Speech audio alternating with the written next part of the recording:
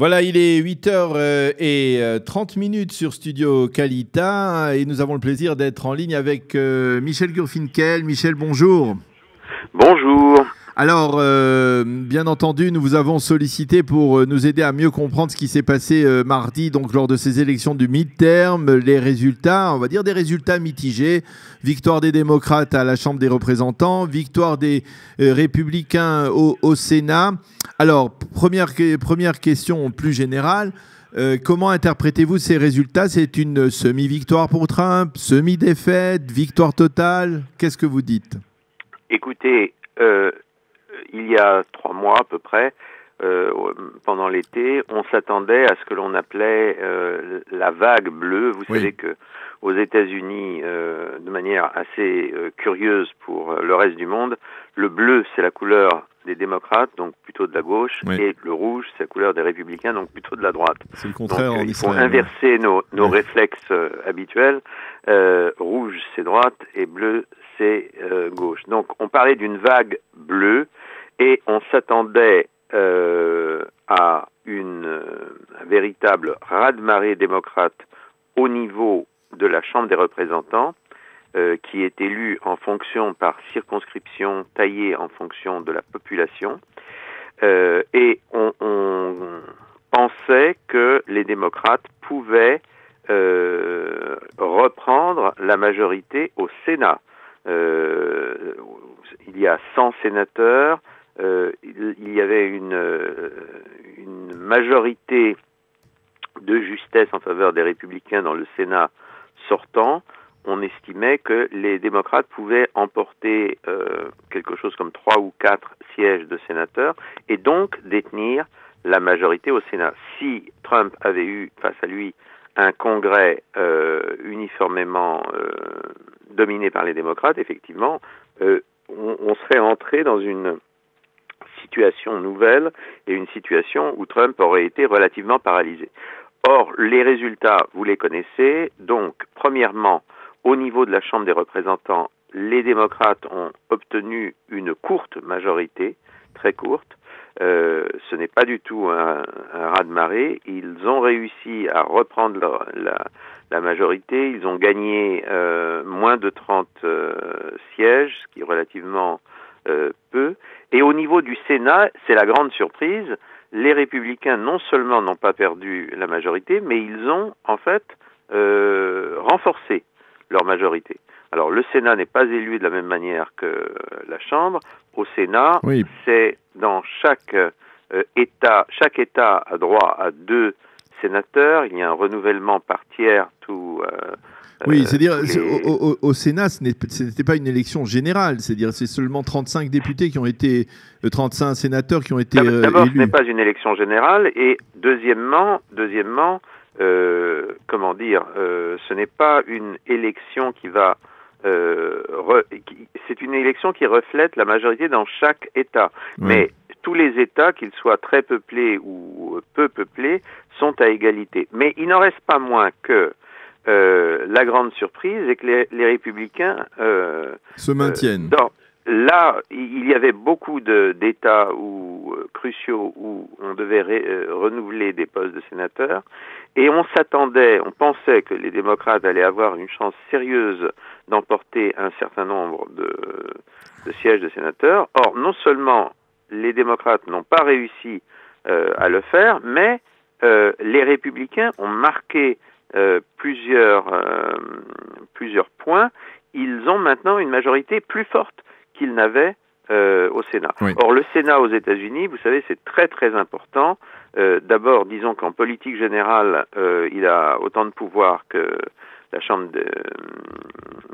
des représentants. Disons que les États-Unis sont vraiment restés fidèles à l'ancien système bicaméramiste, c'est-à-dire un système où il y a 2 chambres de puissance égale qui forment le Parlement. À la différence même si le Sénat est plus orienté vers la politique étrangère que ne l'est la Chambre des représentants. Mais par ailleurs, le Sénat a 2 pouvoirs considérables, je dirais même 3. Le premier pouvoir, c'est que il a des pouvoirs très étendus en matière de politique étrangère. Deuxièmement, le Sénat, c'est le Sénat qui doit confirmer toutes les nominations à des rangs de ministres ou de hauts fonctionnaires aux États-Unis. Et enfin, le dernier point, c'est que s'il y a une procédure d'impeachment, c'est-à-dire de révocation du président, par exemple, en fait, c'est le Sénat qui vote pour ou contre un impeachment. Donc, on sait que de manière récurrente depuis son élection en 2016, Trump a été en but à des tentatives de lancer une procédure d'impeachment. Pour cela, il faut d'abord que, disons, le Congrès dans son ensemble prenne des dispositions, mais c'est le Sénat de toute manière qui décidait. Et tant que Trump a eu donc de ce côté-là, il est tranquille. Il est tout à fait tranquille pendant 2 ans. En lisant la presse israélienne de ce matin et les commentateurs, j'avoue que j'étais un petit peu dérouté, et c'est probablement l'impression qu'ils ne sont pas des experts en matière de politique américaine. D'un côté, on a l'impression que certains affirment que Donald Trump ne va pas travailler avec les démocrates comme l'ont fait d'autres présidents américains lorsqu'ils se sont retrouvés, dirons-nous, écorchés par les élections du mid-term. D'autres affirment au contraire que, et ça c'est plutôt le journal Israël Hayom qui est proche de la droite, et Boaz Bismuth qui dit aujourd'hui Donald Trump a la possibilité de travailler avec les démocrates de manière plus normale. Qu'est-ce que vous pensez que Donald Trump va faire? Est-ce qu'il va se retrancher sur ses positions toujours très fermes et continuer à railler les démocrates, ou alors est-ce qu'il va, par la force des choses, devoir travailler avec eux? Écoutez, d'abord, Trump est capable d'avoir des attitudes très contradictoires, oui. De mener de front, d'afficher de front des attitudes contradictoires et apparemment incompatibles.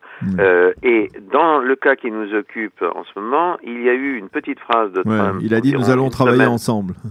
Voilà, donc ce qui veut dire probablement qu'il lisait très bien à l'avance ce qu'allaient être les résultats électoraux, et que il a probablement ouvert la possibilité d'une coopération, au moins avec certains démocrates sur certains sujets. Et vous avez l'impression que les démocrates le suivront en sachant que, par exemple... Les démocrates, il n'y a pas de démocrates ni de républicains aux États-Unis. C'est-à-dire que même s'il y a 2 partis, chaque candidat dans une élection et chaque député, une fois qu'il est soit à la Chambre haute, soit à la Chambre basse du Congrès, est en fait indépendant.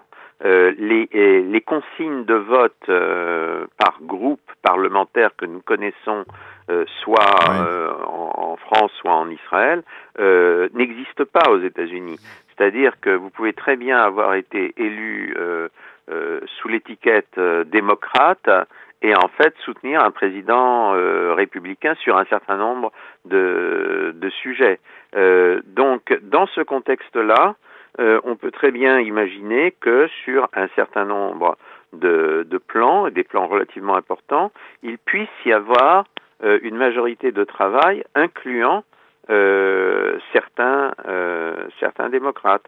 Il y a des démocrates qui, par exemple, c'est la cuisine politicienne comme on la trouve dans n'importe quel pays, il y a des démocrates qui, réfléchissant à ce qui va se passer dans 2 ans, les membres du Congrès, les membres de la Chambre des représentants, par exemple, sont élus pour 2 ans, sont renouvelables tous les 2 ans. Donc il peut y avoir des démocrates qui viennent d'être élus ou qui ont été réélus, qui regardent ce qui va se passer dans 2 ans et qui peuvent avoir avantage dans 2 ans à ne pas avoir un candidat républicain solide face à eux.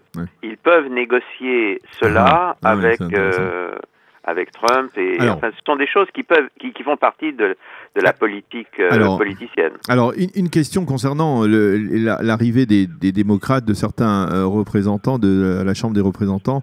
On a dit qu'il y en avait certains qui étaient certes pro-israéliens, mais qu'il y avait une arrivée d'une vague de jeunes démocrates, de jeunes élus démocrates qui sont, on va dire, foncièrement pro-palestiniens, pour ne pas dire anti-israéliens, et qui sont les produits en fait de ces campus américains dans lesquels on va dire l'opposition à Israël est de plus en plus ouverte. Il y a 2 députées musulmanes, dont l'une est d'origine palestinienne, qui ont été élues à la Chambre des représentants. Est-ce que il y a une forme de gauchisation, on va dire, je sais pas comment on peut appeler ça, de tendance gauchisante de plus en plus prononcée dans le Parti démocrate, une tendance qui risque de poser problème? Écoutez, on a des chiffres relativement précis, en tout cas indicatifs. Il y a eu une enquête organisée par le célèbre institut de recherche Pew,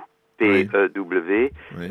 Vous savez que cet institut, c'est une extraordinaire machine d'analyse, et on attend toujours avec beaucoup d'intérêt ces enquêtes, non seulement sur la vie politique américaine, mais sur la vie politique ou sociale dans le monde entier. Et donc Pew a fait une étude sur les attitudes des Américains par famille politique vis-à-vis d'Israël. Mmh. Cette enquête a été publiée en janvier 2018, donc il y a 10 mois. Elle a été réalisée, on le suppose, dans les derniers mois de 2017. C'est en tout cas l'enquête la plus récente et la plus précise dont nous disposons. Et alors, qu'est-ce que montre cette enquête? Elle montre que il y a si l'on réfléchit en termes nationaux, il y a une majorité très nette d'Américains qui déclarent avoir plus de sympathie pour Israël que pour les Palestiniens. En gros, vous avez plus de 60% des Américains qui se déclarent clairement pro-israéliens, alors que il y a moins de 20% des Américains qui se déclarent pro-palestiniens. Mais ensuite, ça c'est le chiffre global, donc c'est un chiffre extrêmement rassurant, c'est certainement un chiffre dont les hommes politiques nationaux aux États-Unis sont obligés de tenir compte. Mais ensuite, quand on regarde comment se balise ce soutien d'après les partis politiques, c'est là que il se passe quelque chose de très frappant. D'abord, alors c'est très simple, il y a 79% des Américains qui se déclarent républicains qui disent qu'ils ont de la sympathie pour Israël. Oui. Et chez les démocrates, 27% seulement. Ah oui. Donc, c'est-à-dire c'est pour Israël, hein, on est précis, c'est pour Israël, qu'importe le gouvernement, c'est pas pour le gouvernement Netanyahou. Hein. Oui, c'est la sympathie globale pour Israël. Maintenant, il y a une autre question qui est plus, peut-être plus précise, c'est précisément dans le conflit israélo-palestinien. Donc on ne parle plus d'une sympathie globale pour Israël, on parle cette fois-ci du conflit israélo-palestinien. Alors on pose la question, est-ce que dans le conflit israélo-palestinien, vous êtes plutôt pour Israël ou plutôt pour les Palestiniens? Donc c'est différent comme approche. Alors là, ce que l'on constate, c'est que, disons, les Américains sont beaucoup plus prudents, mais tout de même, nous constatons que, de manière globale, il y a 46% des Américains qui disent que dans le conflit, ils soutiennent Israël, et 16% des Américains qui soutiennent les Palestiniens. Donc, le soutien, je dirais, plus politique, obtient des chiffres moins élevés que la sympathie, mais lorsqu'on regarde où va la sympathie des deux partis, il y a une différence absolument considérable, puisque c'est une différence de 1 à 3 entre les républicains et les démocrates. Et ce que l'on constate également, c'est que les démocrates, plus les démocrates sont jeunes, plus ils tendent à être défavorables à Israël et favorables aux Palestiniens. Plus les plus les démocrates appartiennent à des minorités, quelles qu'elles soient, plus ils tendent à soutenir alors Michel, Israël et non pas les Palestiniens. Alors oui. Michel, une dernière question qui est presque liée à celle-là, c'est l'impact de ces résultats sur les relations entre Israël et les États-Unis. Et la question que l'on se pose, c'est est-ce que justement, après que Donald Trump ait d'une certaine manière perdu la Chambre des représentants, est-ce que vous avez le sentiment que cela va pousser le président américain à, on va dire, nuancer son soutien inconditionnel à l'État d'Israël? Est-ce que vous pensez que de l'autre côté, du côté de Binyamin Netanyahou, la victoire des démocrates à la Chambre des représentants va le pousser de son côté à nuancer également son soutien inconditionnel à Donald Trump? Est-ce que, à votre avis, on va assister à une sorte de rééquilibrage des positions des deux chefs d'État en perspective de 2020? Je ne le crois pas du tout parce que, Trump n'a aucun intérêt à faire ce changement de politique. Pourquoi ? D'abord parce que sur la question d'Israël, nous avons encore aujourd'hui, parmi les élus démocrates, il y a encore une majorité de démocrates qui sont fermement pro-israéliens. Donc, on peut penser que sur la question d'Israël, il ne va pas être confronté à une opposition réelle de la part de la Chambre des représentants. Deuxièmement, il y a l'attitude personnelle de Trump. On peut dire ce que l'on veut et on peut penser ce que l'on veut de Trump sur tous les dossiers, mais sur Israël, Trump a montré un soutien absolument sans faille qui va au-delà de ce que tous les présidents précédents, y compris les rares présidents qui étaient réellement pro-israéliens, complètement pro-israéliens, ont pu manifester. Ce n'est pas dans l'habitude de Trump de changer. Les premières déclarations émanant de l'administration après les résultats électoraux vont toujours dans le sens du soutien à Israël. Troisièmement, regardons l'électorat de Trump.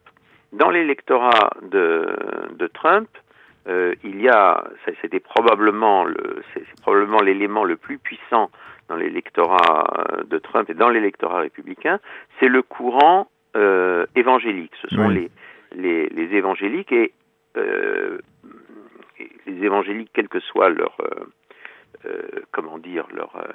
appartenance communautaire. Il y a des évangéliques qui viennent des milieux blancs, des milieux noirs, des milieux latinos.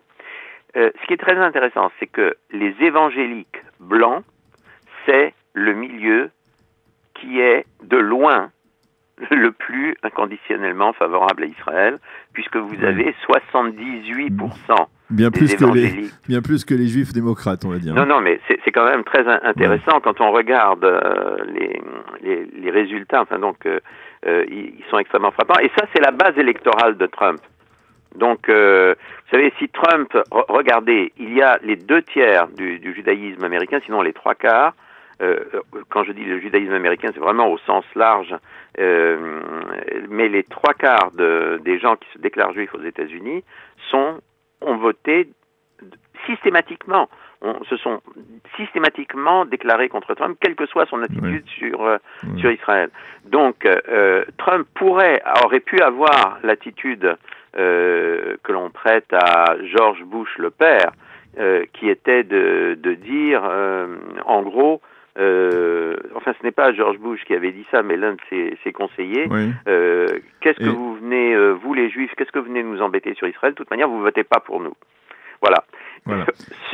Trump ne peut pas dire ça, puisque les pro-israéliens, peut-être pas les Juifs, mais les pro-israéliens votent massivement pour lui. Eh bien, Michel Gurfinkel, merci beaucoup donc de nous avoir aidé à mieux comprendre en fait les résultats de ces élections du midterm. Merci d'avoir été avec nous ce matin. On vous souhaite de passer une agréable journée. À bientôt. Shalom, shalom.